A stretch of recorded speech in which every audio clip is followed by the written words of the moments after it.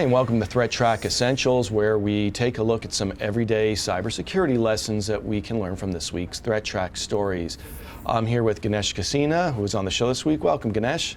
Hi, Dan. How are you doing? Great. Let's talk about some of the stories this week. You brought us an interesting one about MikroTik routers. This is not the first time that we've talked about them on the show. Tell me about that. MikroTik routers are more popular in a specific reason, most likely in Asia-Pac. It's a small router which can be used by various users, like any Linksys or other routers. And there's vulnerabilities that can be sort of chained together, yeah, right, to do some interesting things. Yeah, there are 4 vulnerabilities. Basically, they can be used in conjunction to gain access to the router, any of these vulnerable routers. And a really tricky thing that you mentioned in the story is that even if you patch this router, one of the vulnerabilities allows an attacker to roll back the operating system version of the router so that the patch is no longer applicable. Yeah. Is that correct? Yeah, that's true. I mean, that's interesting in this case. For example, maybe in one of the first vulnerabilities, you can gain access. Then, after the gaining access, the attacker can basically roll back the former version. The reason they're doing is, at the older versions, it has either weak passwords or default passwords, and at the time, basically, the router can be wound. So I guess advice we want to give people here is you want to, whether it's this router or any other device, you want to change the default password to a strong password, correct? Yeah, that holds true for anything, either a router, a device, laptop, PC, even for the mobile phones. You know, try to have strong authentication. But in this specific case, keeping up to date with the routers. Routers are not the first ones, or maybe the last one of the least ones. Any user gives attention to make changes or maybe provide updates. I think it's key to have updates to the routers also. So keep your routers updated. Up to date, yeah. Okay.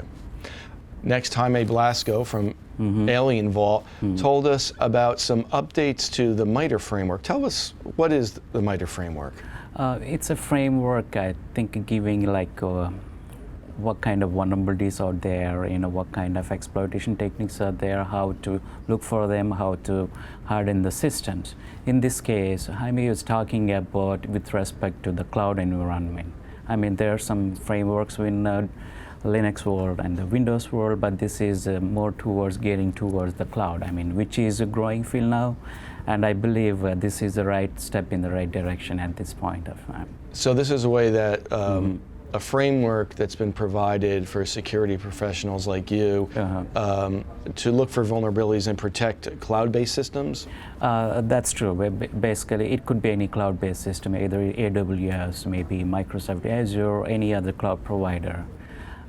For example, like most of the organizations have red and purple teams and blue teams. They can use this common framework to look for, you know, what they need to look and how to harden the findings they have. I think this gives anybody to where to start, like a starting point, instead of starting somewhere. That gives you, a structured way of 10 different tactics to look for it.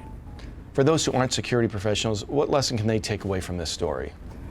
The takeaway would be this framework basically gives us, what kind of vulnerabilities might be there, and if they're trying to look for some security scans or maybe pen testing, this gives us some guide here to know what needs to be asked them, to know what specific test needs to be performed to make their basically cloud instances secure. And also, this also speaks to the fact that we're seeing a lot more attacks happening in the cloud as opposed to where they happened in enterprise systems before, correct? I mean, it's natural. Basically, with the cloud environments are growing naturally, the threat actors also moves to the where actually they get more returns for the money. So threat landscape is moving, and I think at this point, I think this is the right time to have some framework to basically, secure the threat landscape in cloud environment. So it's good to know the good guys are keeping up with the developments where the vulnerabilities are happening. I think it's a community driven. If some organization have found some ways to mitigate, I think by keeping into the framework, other organizations might be helpful. And overall, actually, it increases the security posture of overall internet. Finally, let's talk about the story Joe Harton brought to us, which was about a vulnerability in PHP. Tell me what PHP is. PHP is one of the scripting languages which has been around for a long time, which is not modern, but whoever is running, there are some web servers are running on these PHP versions. Whoever is running, again, actually, we go back to the first story, keep up to date with the patches. So it may be that if you have someone hosting your website, it may still be running PHP, so this could apply to you, right? Yes, yes. Whether somebody is running, if somebody is hosting at that time, any hosting provider, I think this is the opportunity to get the PHP up to date. Even though the usage of PHP is dwindling, but it's the onus to keep it up to date. So whether it's yours or your provider, you want to make sure that those servers are patched. Absolutely. Okay, well, listen, thank you for being on the show this week, Ganesh, and thank you all for watching. As always, you can click on the link below for a playlist to take a deeper dive into any of these stories, and we'll see you next time.